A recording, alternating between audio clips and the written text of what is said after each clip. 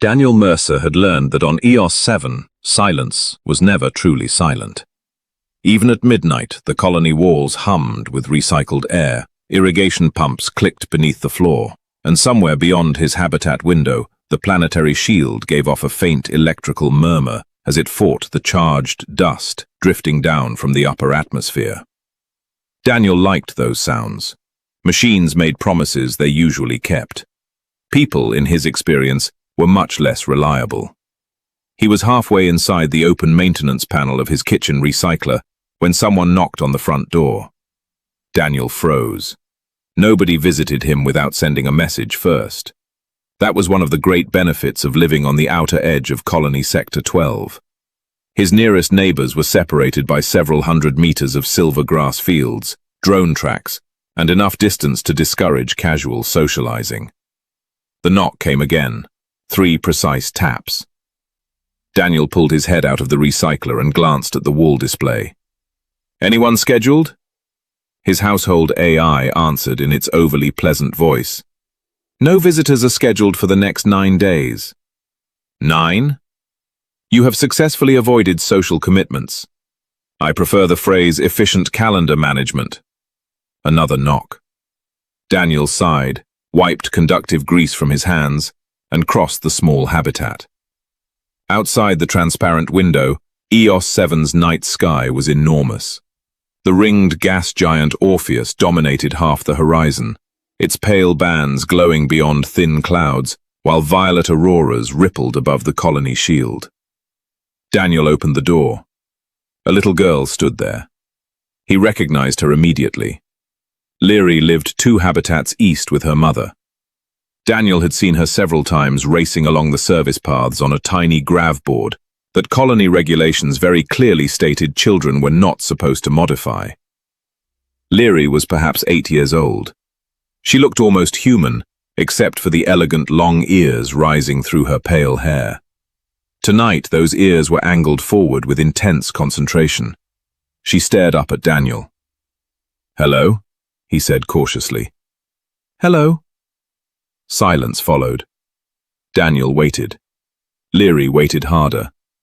Finally, Daniel asked, "Is something wrong?" "Yes." That wiped the humor from his face. "Is your mother hurt?" "No." "Is your house damaged?" "No." "Did your grav board explode again?" "It only exploded once." Once is normally enough. Liri ignored this. She clasped her hands behind her back and looked at him with the solemn expression of a diplomat negotiating the surrender of a star system. "Nobody wants my mom," she said. "Do you want her?" Daniel stared at her. Behind him, the kitchen recycler gave a cheerful beep.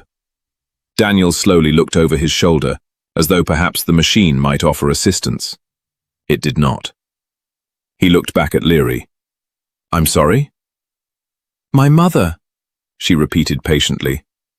"Do you want her?" Daniel opened his mouth, closed it, opened it again. "I feel like there are several important steps missing from this conversation." Liri frowned. "She is very good." "I'm sure she is." "She can cook." "That's promising." "She is a xenobiologist." "Impressive." "She can fly a shuttle." "Useful." "She also knows how to break someone's arm." Daniel blinked. "Less romantic, but still potentially useful." Liri nodded, apparently satisfied that the presentation was going well. Daniel leaned against the door frame. "Does your mother know you're here?" Liri's ears tilted sideways. Daniel immediately recognized that as the alien equivalent of a human child suddenly becoming fascinated by the floor.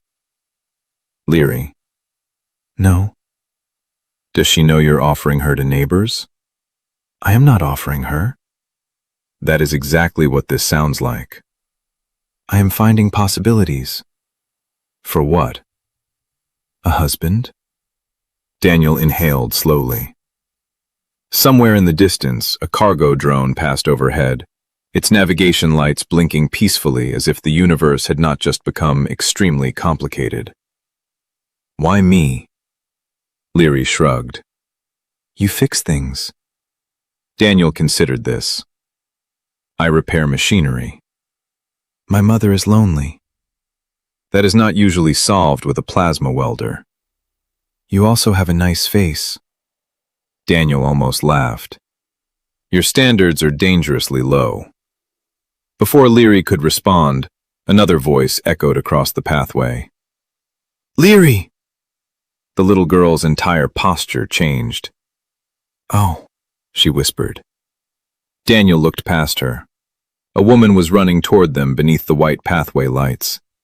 He had seen Seraya before, but never this close. She looked human at first glance. Tall, fair-skinned, long blonde hair streaming behind her as she hurried forward.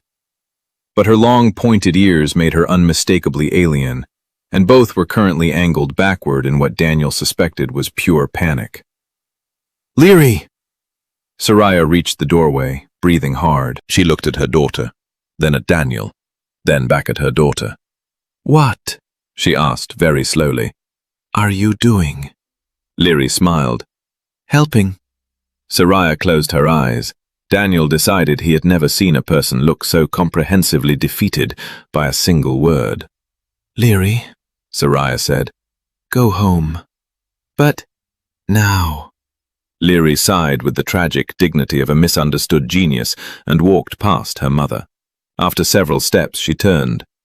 Think about it. Liri. The girl ran. Daniel pressed his lips together, fighting a smile. Seraya remained standing there, visibly wishing the planetary crust would open beneath her. I am so sorry, she said. Daniel folded his arms. For which part? The marriage proposal or the warning about your arm-breaking abilities? Seraya stared at him. Then, despite herself, laughed. It was brief, embarrassed, and unexpectedly warm. Daniel smiled too. For several seconds, neither of them spoke. Above the colony, the aurora shifted across the sky, bright enough to paint green light over Seraya's face. Finally, she exhaled. I promise this has never happened before. Daniel glanced toward the path where Liri had disappeared. I'm not sure I believe it won't happen again. Seraya covered her face with one hand.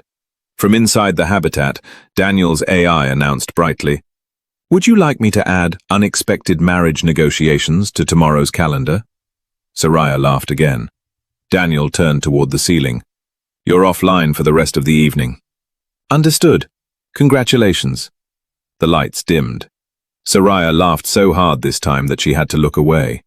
And Daniel, standing in his doorway beneath the strange sky of EOS 7, had the distinct feeling that his quiet life had just become significantly less quiet. Daniel spent the next 3 days pretending nothing unusual had happened. It was a strategy that had served him reasonably well during reactor fires, meteor alarms, and one regrettable diplomatic dinner involving a species that considered eye contact a declaration of blood rivalry. Unfortunately, pretending did very little when the person responsible for the problem was 8 years old and possessed the determination of a military logistics officer. The first sign came when Daniel returned from the atmospheric processor fields and found a grocery container sitting outside his habitat. He frowned at the label. Seraya Valeth, Habitat 12 to 17. Daniel lived in 12 to 15. He looked toward Seraya's house in the distance, then at the delivery drone hovering nearby. You have the wrong address. The drone rotated its optical sensor toward him. Delivery confirmed. No, it isn't. Delivery confirmed. She lives 2 houses over. Delivery confirmed. Daniel sighed. You're very confident for a machine that's wrong. The drone emitted an offended beep and flew away. Daniel carried the container towards Seraya's habitat. He had barely reached the front steps when the door opened. Seraya stood there wearing a pale research uniform, her long blonde hair tied loosely behind her head. Her elegant ears twitched when she saw the container in Daniel's arms. Please tell me Liri didn't send you? Daniel lifted the box. Unless she has recently taken control of colony freight management. Seraya closed her eyes. That is not impossible. Daniel laughed. Inside, Liri appeared in the corridor. "Oh, Daniel." Her tone was painfully innocent. Daniel narrowed his eyes. "You know, most criminals try harder." "I am not a criminal." "Good. Then you won't mind explaining why your mother's groceries were sent to my house." Liri shrugged. "Computers make mistakes." Seraya stared at her daughter. "Liri, very advanced computers make very advanced mistakes." Daniel nearly dropped the container, laughing. The second incident occurred the following morning, when Seraya's domestic maintenance drone developed what its diagnostic system described as a catastrophic motor failure.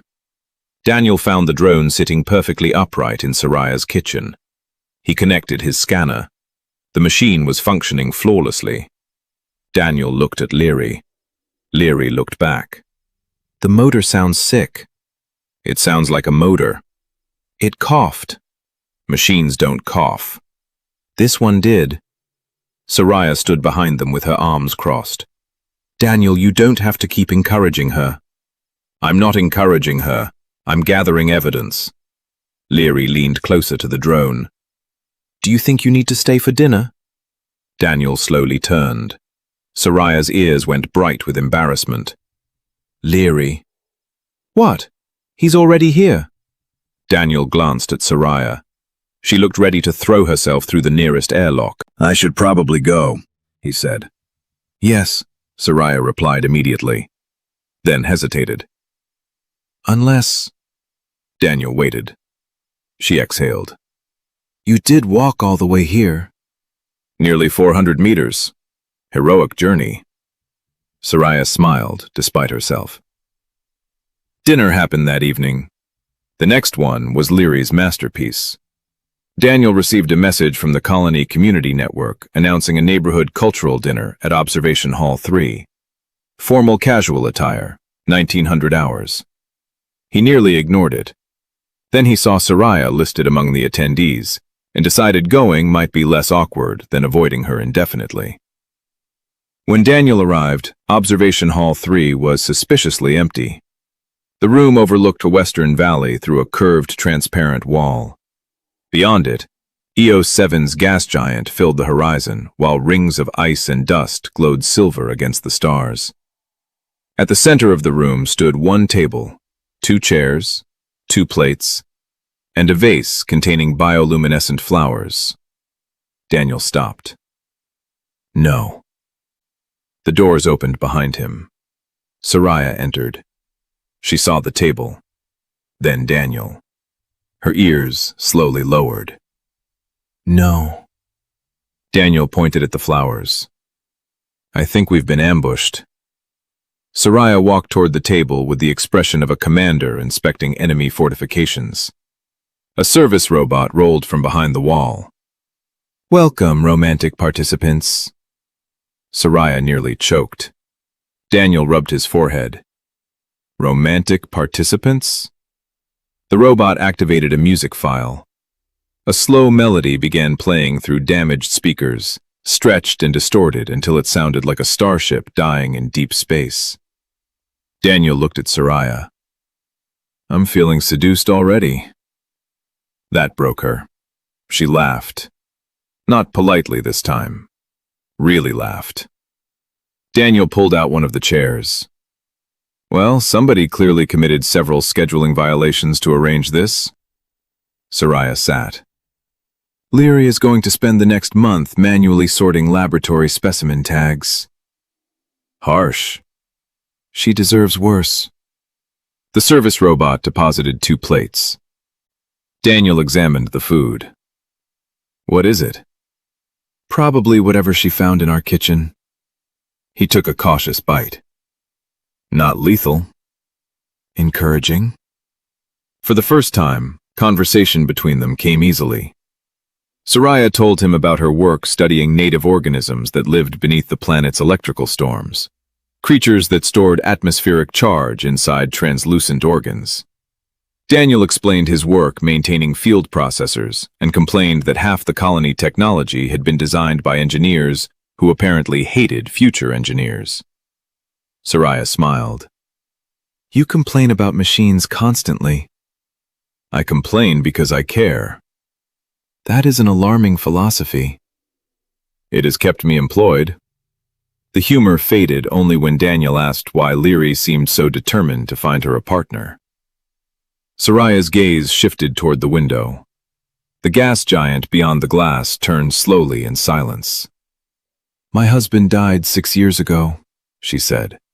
Daniel's expression softened. During the evacuation of Vera Station, I heard about Vera. Most people did. She looked down at her hands. After that, it was just Liri and me. Daniel did not offer sympathy dressed as wisdom. He simply nodded. Seraya seemed grateful for that. People here are kind, she continued, but my family comes from a military lineage. Apparently that makes me intimidating. Daniel raised an eyebrow. You? Seraya looked at him. I can break someone's arm. Yes, I received the brochure. She laughed quietly. From somewhere behind the wall came a faint metallic scrape. Daniel turned. Seraya turned. Silence. Daniel stood and walked toward the decorative panel. He opened it. Liri was crouched inside with a homemade communicator pressed to her ear. She froze. Daniel stared at her. Seraya stared at her. Liri slowly lowered the device. Subjects are interacting positively, she said. Seraya's face became perfectly still. Daniel covered his mouth. Liri smiled weakly. Would either of you like dessert? Daniel lost the battle and laughed. Seraya pointed toward the door. Home. Liri climbed out of the wall. As she passed Daniel, she whispered, It's going well. Seraya heard her. Liri? The girl ran. Daniel looked back at Seraya. For several seconds they said nothing. Then Seraya sighed. I am never surviving her childhood. Daniel sat again. I don't know. She seems committed to keeping you alive. Seraya glanced toward the door, then back at him. Against her better judgment, she smiled. After the observation hall disaster, Daniel expected Seraya to retreat into embarrassment and keep her distance for a while. Instead, something changed between them.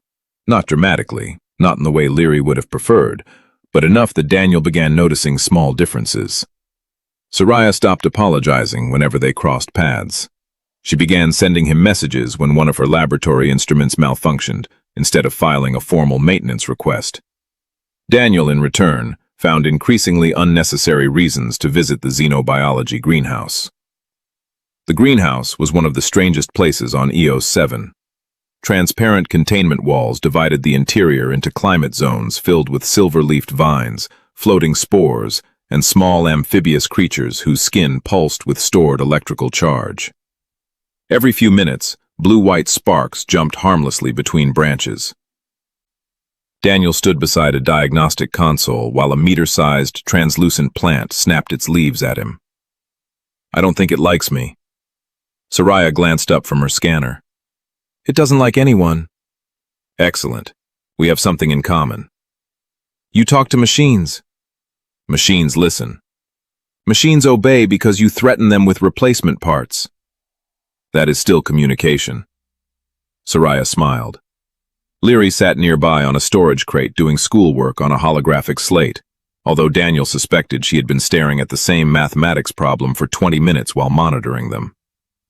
Daniel opened the damaged console. Your atmospheric regulator burned out again. That is the 3rd time this month. Either your equipment is terrible or your plants are planning something. One of the vines released a spark. Daniel stepped back. I vote for conspiracy. Seraya laughed softly, and Daniel found himself watching her longer than necessary. She noticed.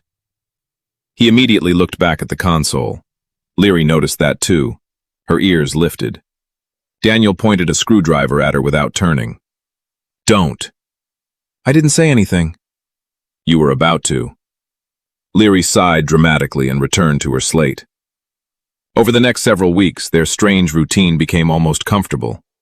Daniel repaired laboratory systems.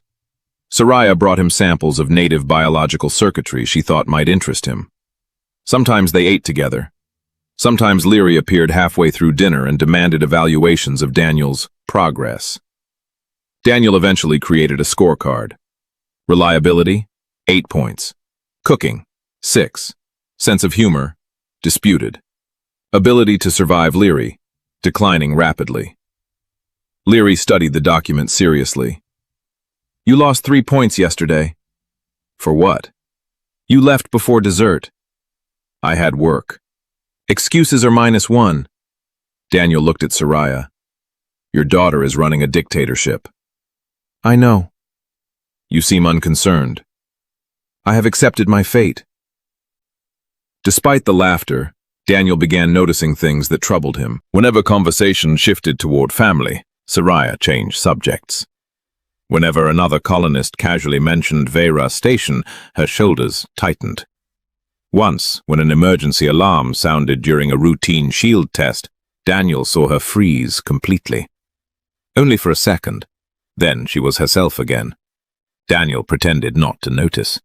He understood too well what it meant to carry memories quietly. His own years aboard industrial haulers had left him with a collection of names he rarely spoke aloud. Crews scattered across star systems, friends lost to decompression accidents, reactor failures, bad navigation, worse luck.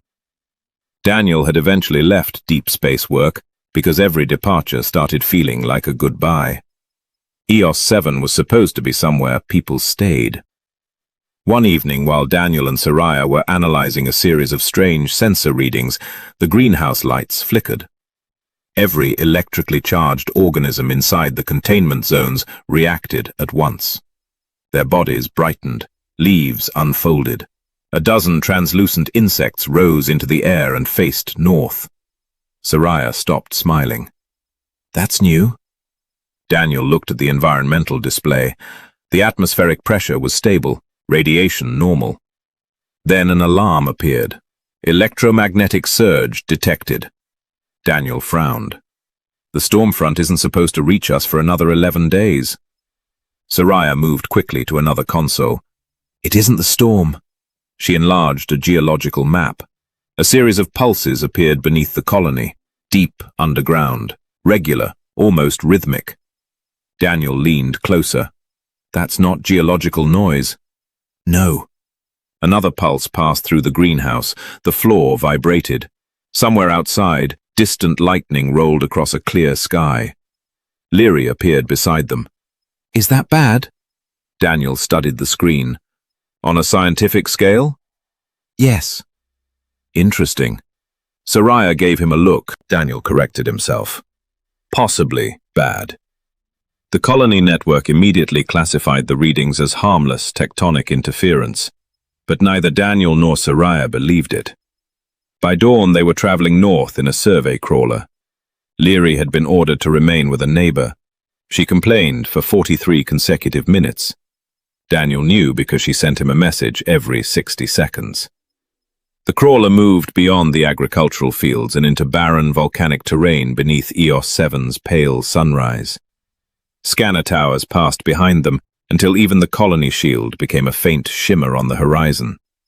Seraya studied the geological sensor. The pulses are stronger here.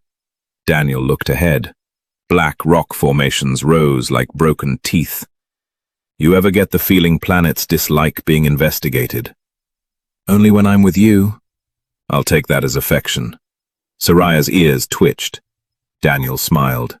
Then the crawler shut down. Everything died at once. Engine, navigation, communications. Silence swallowed them. Daniel stared at the dashboard. Now that, he said, is definitely rude. A deep vibration passed beneath their feet. Seraya looked toward the canyon ahead. A faint green light had appeared between the rocks. They climbed out. The air smelled metallic. Daniel followed Seraya toward the glow until they reached a narrow fissure descending beneath the surface. Inside the darkness, geometric lines pulsed along the stone. Not mineral deposits, circuits, ancient ones. Daniel crouched beside them. These weren't made by nature. Seraya's expression hardened. No. The ground shifted. A section of rock collapsed behind them, sealing the path back. Dust filled the chamber. Daniel coughed. "Well," Seraya looked at him. "Well?" "I was going to suggest we leave." "That seems difficult." I hadn't reached that part of the plan. For the next hour they searched for another exit, while the glowing circuitry around them pulsed slowly. Eventually they stopped in a narrow chamber. Daniel sat against the wall. Seraya lowered herself beside him. For a while, neither spoke. Then she said quietly, "I hate being trapped." Daniel looked at her. She kept staring ahead. "Vera?" A long pause. "Yes." He did not push. Seraya exhaled. "When I lost him, I promised myself I would never depend on anyone like that again." Daniel nodded. "Sounds exhausting." She glanced at him. "That is your response?" "You expected wisdom?" "Perhaps." "Terrible choice." She laughed faintly. Daniel's voice softened. "You don't have to solve all of it tonight." Seraya looked at him for a long moment. Their shoulders touched. Neither moved away. Then Daniel's scanner suddenly beeped. Both jumped. A hidden doorway opened in the wall. Daniel stared at it. Nothing ruins a moment like ancient alien machinery. Seraya smiled. "Perhaps it saved us." "Then I forgive it." Behind the doorway, a tunnel descended deeper beneath EOS 7, and somewhere far below them, something enormous began to wake. The tunnel beneath EOS 7 descended in a slow curve, its walls veined with luminous circuitry that brightened whenever Daniel or Seraya moved closer. Neither of them liked that. "It's tracking us," Seraya said. Daniel ran his scanner over the nearest wall. "That's the comforting interpretation." "There's a worse one?" "It could be deciding whether we're edible." Seraya glanced at him. "You use humor when you're nervous." "I also use it when I'm calm." "So there is no useful diagnostic value?" "Exactly." They had advanced less than 200 meters when Daniel's communicator chirped. He stopped. "That shouldn't work down here." The signal was weak, broken by static, but unmistakable. A message. From Liri. Daniel opened it. "Where are you?"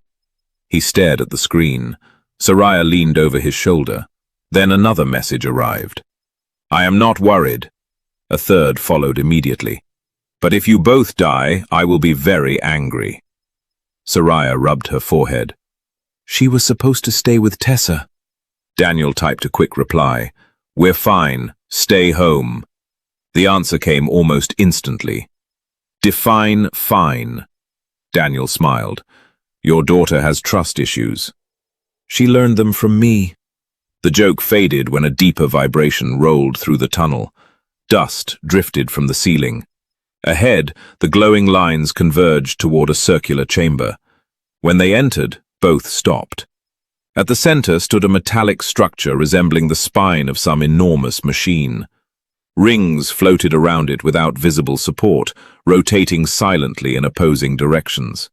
Streams of pale energy moved between them like liquid light. Seraya raised her scanner. "These readings are impossible." "My favorite category." "The structure is older than the colony by at least 12,000 years." Daniel looked up. "That would explain why maintenance never answered my complaints." Before Seraya could reply, every ring accelerated. The chamber flashed. Daniel grabbed her arm. A wave of force struck them. Then everything went dark. When Daniel opened his eyes, he was lying on cold stone. Seraya was beside him. "Still alive?" he asked. She groaned. "Unfortunately." "Good. I hate filling out incident reports alone." Their equipment restarted one system at a time. Then Daniel noticed something strange on his navigation display. A surface beacon. Moving. Fast. Coming toward them. He frowned. "No." Seraya saw his face. "What?" Daniel turned the display toward her. The beacon identification read, Liri Valeth. Seraya went completely still. Then very slowly, "No." They ran. The ancient tunnel eventually opened into a vertical maintenance shaft leading toward the surface. Daniel climbed first, using magnetic anchors while Seraya followed. They emerged into daylight nearly 3 kilometers from their crawler. The storm had arrived early. Dark clouds twisted across the sky, while electromagnetic lightning flickered silently inside them. The colony shield shimmered in the distance, and coming across the ridge was a small utility rover, driving much too fast. Seraya stared. Liri. The rover skidded to a stop. The door opened. Liri climbed out wearing a child-sized environmental suit and the expression of someone who believed she had accomplished something heroic. Seraya marched toward her. Daniel had seen angry commanders before. He quietly decided to remain several steps behind. Liri. Hello? What are you doing here? You didn't answer. We did answer. Your answer was suspicious. Seraya's ears flattened. You crossed the perimeter alone? I borrowed a rover. You stole a rover. I intended to return it. Daniel looked away, pretending to inspect the sky. Liri pointed at him. Daniel understands. No, Daniel said immediately. Daniel enjoys surviving. A thunderous crack interrupted them. Lightning struck the ridge behind the rover. The vehicle's systems died. Seraya pulled Liri close. Daniel checked the scanner. The readings were climbing fast. We need shelter. The nearest safe location was an old observation station 12 kilometers west. Their crawler remained disabled. The rover was dead. Daniel looked at the wrecked navigation console. Good news. Seraya gave him a tired look. I'm afraid to ask. We get to walk. That is not good news. I'm managing expectations. They moved quickly through the storm. By the time they reached the observation station, the electromagnetic field was strong enough to make the metal railings hum. Daniel forced the manual door open. Inside, emergency power still worked. Barely. Liri sat on a bench while Seraya checked her suit seals. For several minutes, nobody spoke. Then Seraya turned to her daughter. You could have died. Liri looked down. I just wanted to help. You ignored me. You always say you're fine when you're not. Seraya froze. Liri's voice became smaller. You do it all the time. Daniel stayed near the control panel, suddenly wishing he were somewhere else. Liri continued. You work when you're sad. You say you're tired when you're lonely. You tell everyone you don't need anything. Seraya's anger disappeared. I didn't want another father, Liri whispered. I just wanted you to stop being alone. Seraya knelt in front of her. For a moment, her face looked older. Not physically, just tired. Deeply tired. She pulled Liri into her arms. I am not unhappy because of you.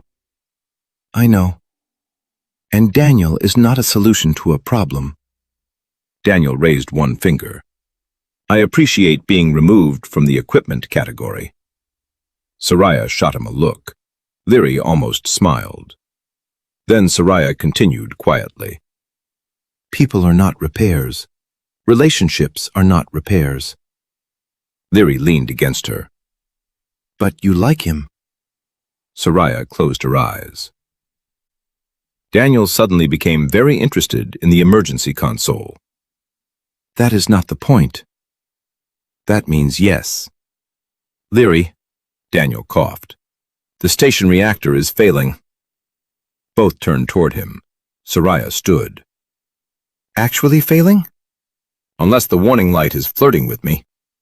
The floor shook violently. Outside, the storm intensified. Daniel opened the station's maintenance panel. We have maybe 20 minutes before we lose shielding. Seraya joined him. What do you need? You. She looked at him. Daniel paused. For the reactor. Liri whispered from behind them. Very smooth. Daniel sighed. I'm going to throw your rover off a cliff. It already doesn't work. Seraya laughed, despite herself. Together, she and Daniel worked through the failing systems. She stabilized the station's biological filtration unit while he bypassed the damaged power regulator. Their hands moved in rhythm, passing tools without asking. When the reactor finally restarted, the entire station hummed back to life. Outside, the storm cracked open the sky. Inside, Daniel leaned against the console. Seraya stood beside him. Liri had fallen asleep on the bench. For the first time since the argument, silence settled gently. Seraya looked at Daniel. Thank you. For what? For not interfering. I had survival instincts. No. She smiled faintly. For understanding. Daniel met her eyes. I understand more than you think. She moved a little closer. Neither spoke. Then Liri's sleepy voice came from the bench. Are you going to kiss now? Seraya stepped back so fast she nearly hit the wall. Daniel laughed. No. Liri opened one eye. You two are very inefficient. Daniel looked at Seraya. She was laughing too. Outside, EO's 7 storm raged against the station. Inside, something far more complicated had quietly begun. By morning, the storm had weakened enough for the observation station's external sensors to see beyond the ridge again. The colony was still standing, the shield intact, the agricultural fields shimmering beneath a layer of charged mist. Daniel should have felt relieved. Instead, he stared at the station display with the unpleasant certainty that the worst part had not yet happened. The underground pulses were stronger now. They no longer appeared as isolated bursts. They moved through the crust in branching patterns, linking old structures beneath the colony as if an invisible nervous system had begun waking one section at a time. Seraya stood beside him, arms folded, her long ears angled forward in concentration. Liri, wrapped in a thermal blanket, sat on the floor eating emergency biscuits and pretending not to listen. Those lines are converging, Seraya said. Daniel expanded the map. Under us. Liri stopped chewing. Daniel looked at her. That was not an invitation to panic. I wasn't panicking. You froze with food halfway to your mouth. I was thinking. Very dramatically. Seraya almost smiled, but the expression disappeared when the station floor vibrated.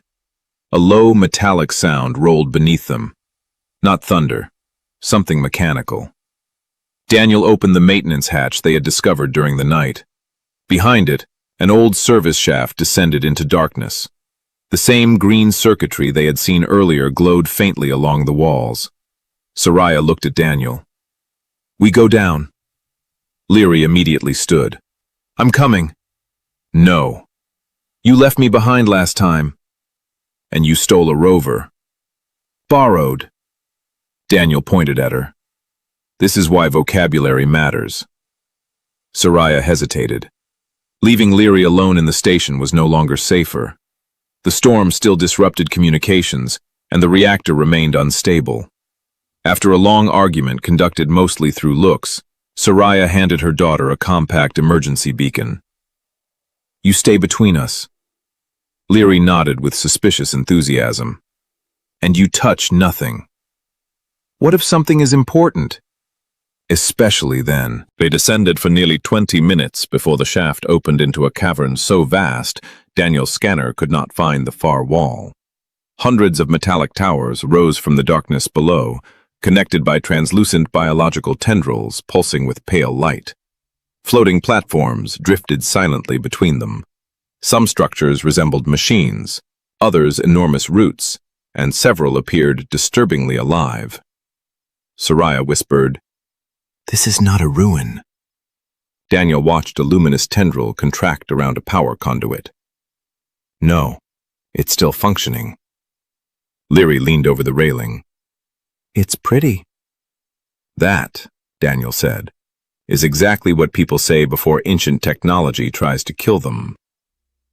They crossed a narrow bridge toward a central platform. Seraya's scanner began displaying genetic sequences. She stopped abruptly. Daniel. He looked over. The biological material here is engineered. By whoever built this place? More than that, it was designed to communicate with electrical ecosystems. Her eyes widened. The creatures in my greenhouse, they aren't simply native organisms. They are interfaces. Daniel slowly turned toward the towers. Living control nodes.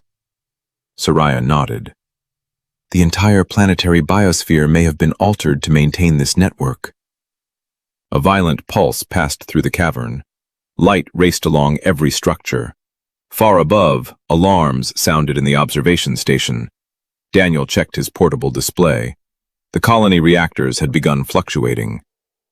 Our power grid is feeding this thing. Seraya studied the data.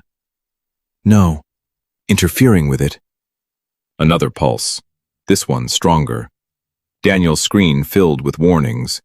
Planetary magnetic instability. Atmospheric ionization rising. Shield harmonics degrading.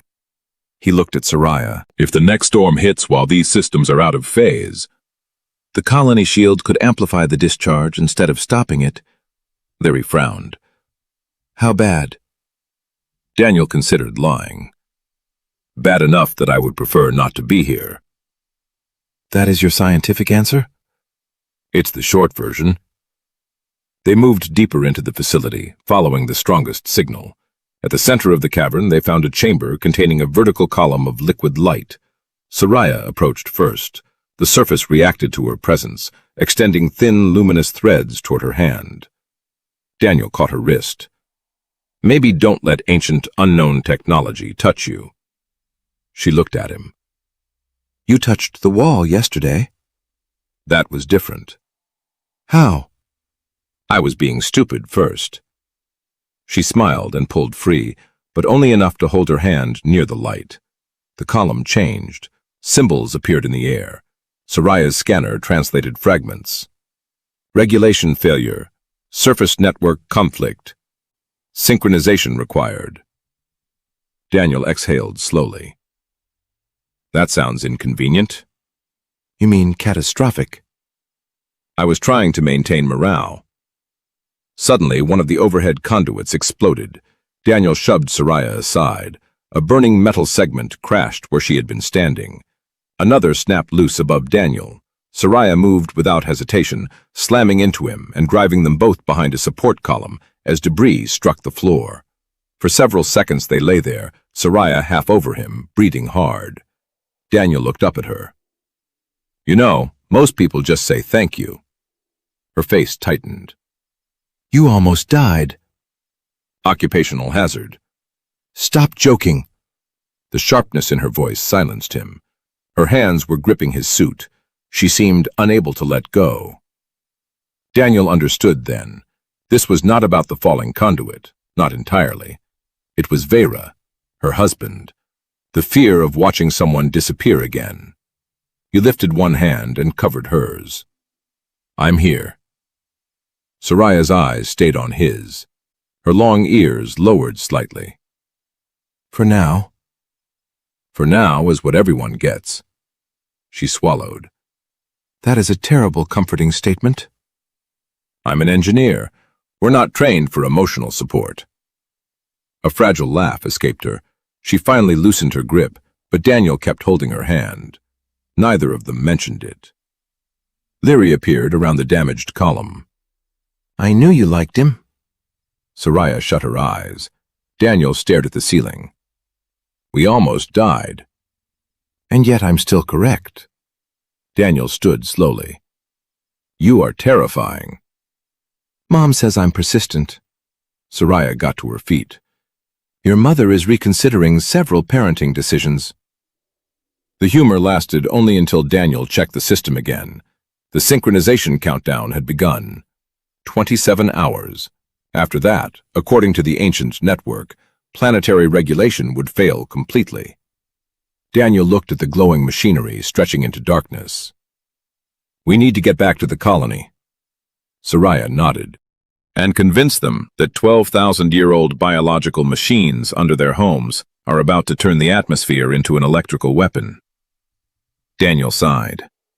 I miss repairing refrigerators. Liri took his free hand. Seraya still held the other. Together they started toward the surface, while the ancient city beneath EOS 7 pulsed like a waking heart.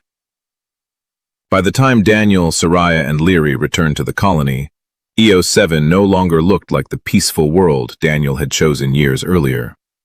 Emergency lights flashed along the perimeter towers, repair drones moved in frantic swarms above the agricultural fields, and the planetary shield rippled visibly across the sky as waves of electromagnetic pressure struck it from above and below at the same time. The ancient network beneath the surface was no longer merely waking. It was fighting the colony's power systems for control. Daniel barely had time to step out of the transport before 3 administrators surrounded him. "You're telling us," Director Hale said, "that the entire colony is built on top of a prehistoric machine?" "Technically," Daniel replied. "A prehistoric machine biological planetary regulation network." Hale stared at him. Daniel shrugged. The longer version sounded worse. Seraya placed her scanner on the conference table and projected the underground map into the air. Hundreds of glowing pathways spread beneath the settlement like veins. "The system was designed to stabilize EOS 7's electromagnetic environment," she said. "Our reactors are disrupting its synchronization." One of the engineers frowned. "Then shut the reactors down." Daniel shook his head. "Too late. The ancient network has already adapted to our frequency. A sudden shutdown could trigger the discharge immediately." "How long?" Daniel looked at the countdown. 4 hours.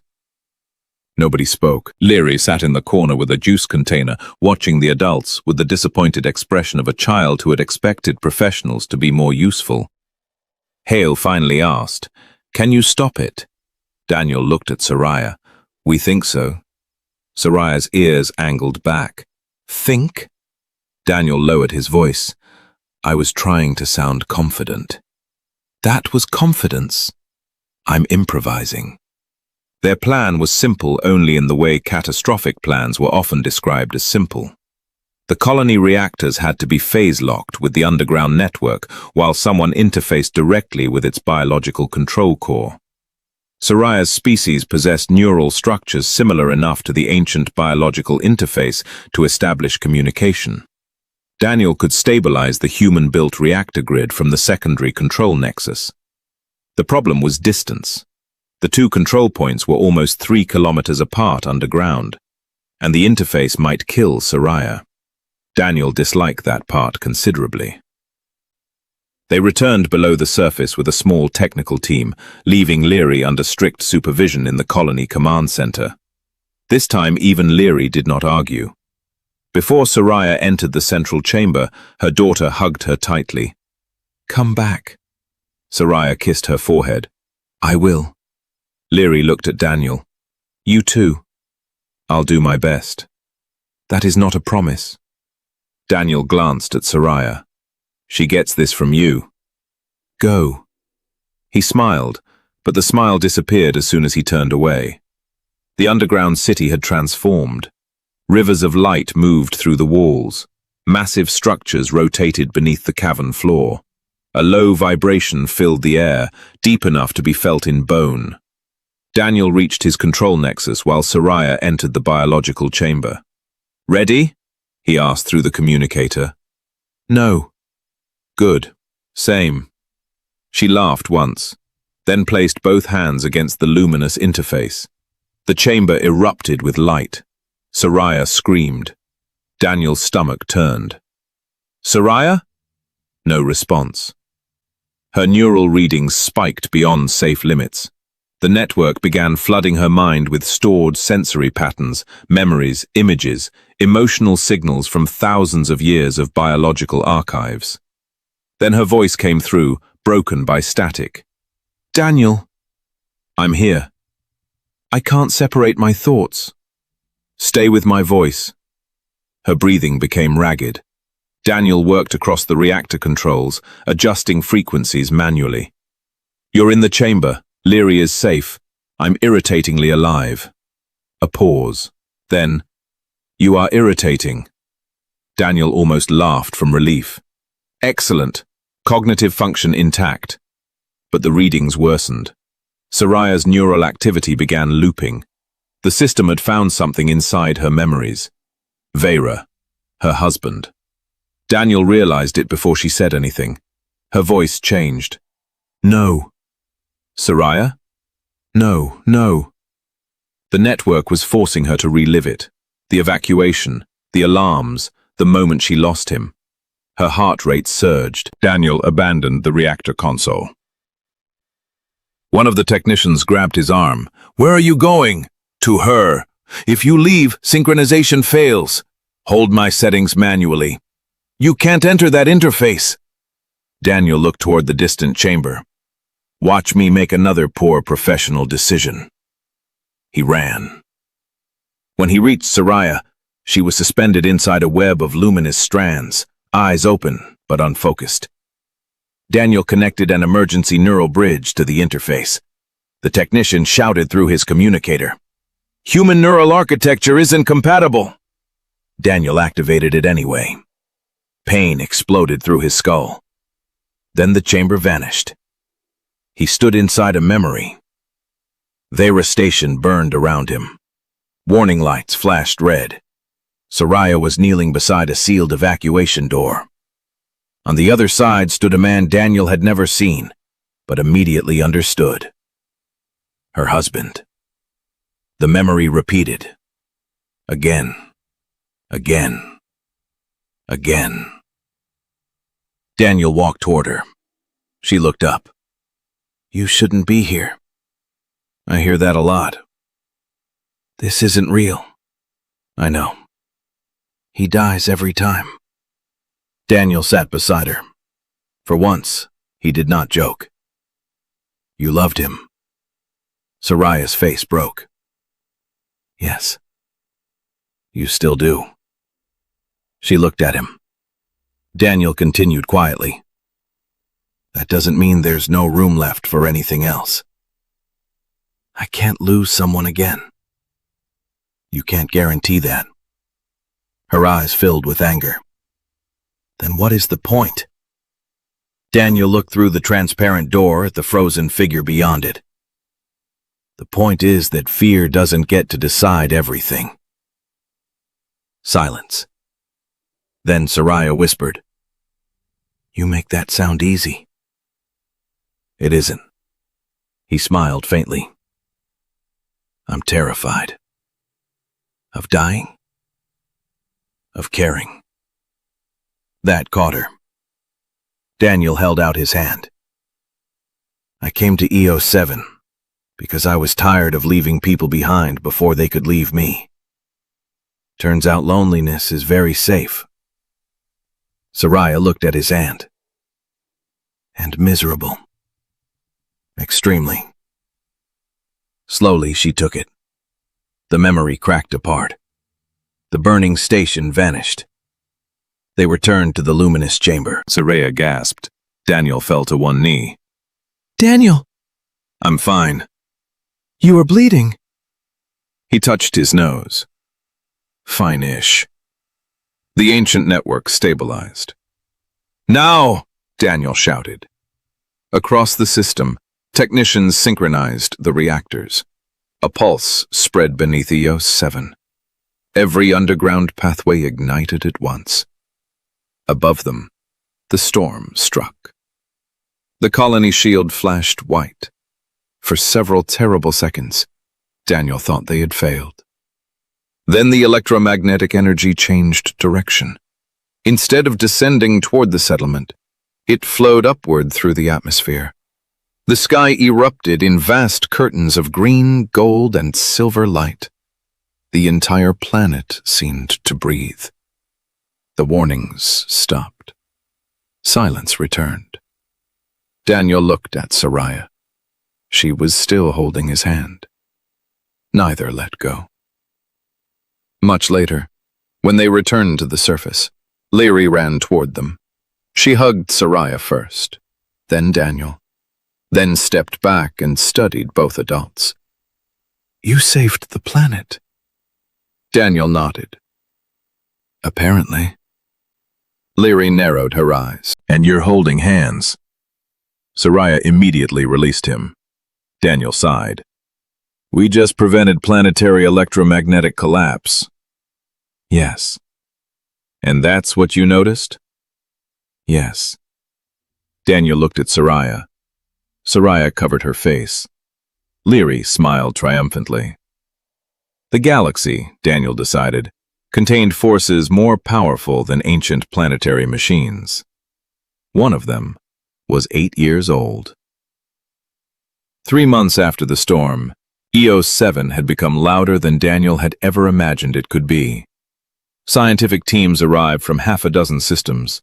Survey ships hovered above the valley. Engineers argued with xenobiologists in every corridor about whether the ancient planetary network was fundamentally a machine, a living organism, or something inconveniently between the two. Daniel had stopped caring about the terminology. As far as he was concerned, anything capable of shutting down an entire colony, rewriting its own energy pathways, and nearly cooking him from the inside qualified as equipment with attitude. The ancient network had stabilized completely. Seraya's research revealed that the creatures she had studied for years were part of a planet-wide biological maintenance system, each species carrying fragments of the information required to balance EOS 7's atmosphere. The discovery made her suddenly famous. Daniel found this deeply entertaining. You have 6 interview requests, he said one morning. Seraya looked horrified. I would rather enter the neural chamber again. That can be arranged. She threw a datapad at him. Daniel ducked. Across the laboratory, Liri looked up from her schoolwork. Violence is not healthy communication. Both adults stared at her. Liri returned calmly to her mathematics. Daniel pointed at her. She's mocking us. I know. How are you so calm about that? I have had 8 years of training. Their lives had settled into something neither of them had planned. Daniel still maintained the colony's reactors, but he now spent half his time working beside Seraya on the ancient network. Their cooperation had become so natural that they rarely needed to explain what they were doing. She understood when he needed silence. He knew when her ears tilted in that particular way that she had discovered something important. More importantly, neither of them disappeared when things became difficult. Daniel had spent much of his life leaving first. New ship, new station, new colony, different people. He had always told himself movement was freedom. Now he understood that sometimes movement was simply a more respectable form of fear. Seraya had changed too. She still spoke of her husband, not often, but she no longer avoided his name. One evening, she showed Daniel an old image of him holding Liri as a baby. Daniel studied it quietly. He looks kind. He was. Seraya waited for discomfort. It never came. Daniel handed the image back. I think I would have liked him. Seraya's eyes softened. That was the moment she finally understood that loving Daniel did not require burying the person she had loved before. It only required allowing her life to continue. Liri, naturally, took credit for everything. She announced her official retirement from matchmaking during dinner. Daniel looked suspiciously at her. Retirement? Yes. You're 8. I began early. Seraya nearly choked on her drink. Liri continued. My objective has been completed. What objective? Daniel asked, though he already knew. Liri looked between them. You both stopped being stupid. Daniel leaned back. Remarkably insulting for a retirement speech. I can prepare a longer one. No. Life became easier after that. Not perfect. Daniel still retreated into work when he was worried. Seraya still became distant when fear reminded her how quickly happiness could disappear. But now one of them always noticed. Months passed.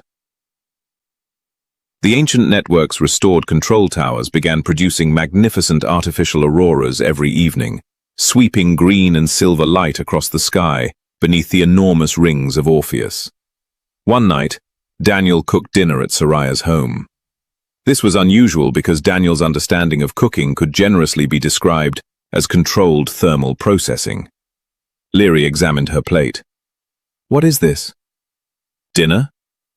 It looks injured. Seraya covered her mouth. Daniel pointed his fork at Liri. I saved this planet. That does not make you a chef. Harsh. Accurate. After dinner, Liri disappeared into her room. Daniel and Seraya stepped outside. The colony spread below them, warm lights scattered among the silver fields. Daniel looked at Seraya. She immediately noticed something strange about his expression. What? Nothing. That was suspicious.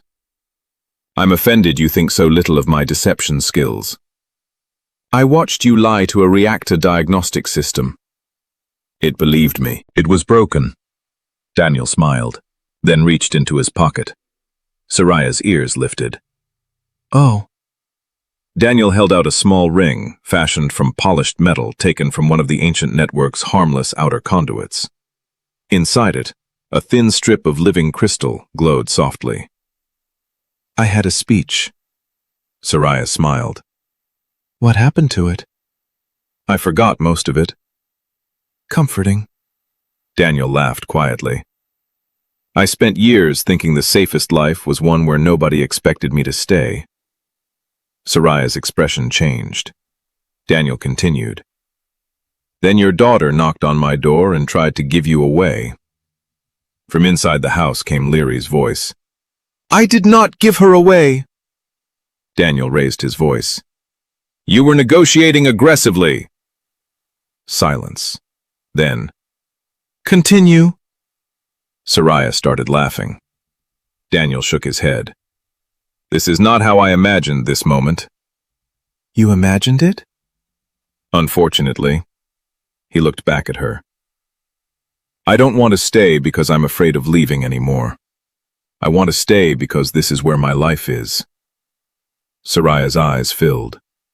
Daniel lifted the ring slightly. So, if you're willing to tolerate my cooking, terrible jokes, and questionable engineering decisions... Questionable? Fine. Brilliantly unconventional. Seraya smiled through her tears. Yes. Daniel blinked. I hadn't actually asked yet. Yes, anyway. That feels legally questionable. She kissed him. From inside the house, something crashed. Then Liri shouted, Finally! Seraya pulled away, laughing. You told her? I absolutely did not. Liri ran outside holding a glowing tablet. I have prepared the wedding schedule. Daniel stared at it. There were diagrams, seating plans, transportation routes, emergency contingencies. You retired. I came out of retirement. After 1 week? The situation required professional supervision. Daniel looked at Seraya. I'm beginning to understand why ancient civilizations disappeared. Their wedding took place beneath the colony shield at the beginning of the next aurora cycle. Humans, aliens, researchers, farmers, engineers, and several people Daniel was reasonably certain had come only because the story of Liri's matchmaking campaign had spread across the colony attended. Even Director Hale was smiling. Seraya wore a simple silver ceremonial dress, her blonde hair falling over her shoulders, her long ears decorated with small luminous stones from her homeworld. Liri stood between them during the ceremony. This had not been part of the original plan. Liri had informed everyone that the original plan was inefficient. When the vows ended, she raised one hand. I would like to say something. Seraya immediately whispered. No. Daniel whispered back. Too late. Liri faced the guests. When I first went to Daniel's house, I told him nobody wanted my mother. Seraya covered her face. The crowd began laughing. Liri continued proudly. I was wrong. Daniel looked at her. She glanced up at Seraya. A lot of people loved Mom. She just forgot she was allowed to be happy again. The laughter faded. Seraya's hand slowly lowered. Liri turned toward Daniel. And Daniel thought being alone was easier. Daniel swallowed. He was also wrong. Liri smiled. So I fixed both problems. The crowd applauded. Daniel crouched beside her. Relationships are not repairs, remember? Liri considered that, then smiled. I improved the situation. Daniel laughed and pulled her into a hug. Seraya joined them. Above Eos 7, the restored planetary network illuminated the sky with vast curtains of silver and green. The ancient machines beneath their feet continued their patient work, regulating storms that had raged for thousands of years. Daniel looked at Seraya, then at Liri. For most of his life, he had believed home was simply the place where you stopped traveling. He finally understood better. Home was the place where someone noticed when you were gone, where someone expected you back, where laughter survived fear, where memories did not have to disappear for new ones to begin. Liri leaned toward him. You know, I was technically the one who knocked. Daniel sighed. Yes, Liri. So I deserve credit. Seraya laughed. Daniel looked up at the glowing sky. Fine. Liri smiled triumphantly. And beneath the rings of a distant world, the smallest matchmaker on Eos 7 finally declared her mission complete.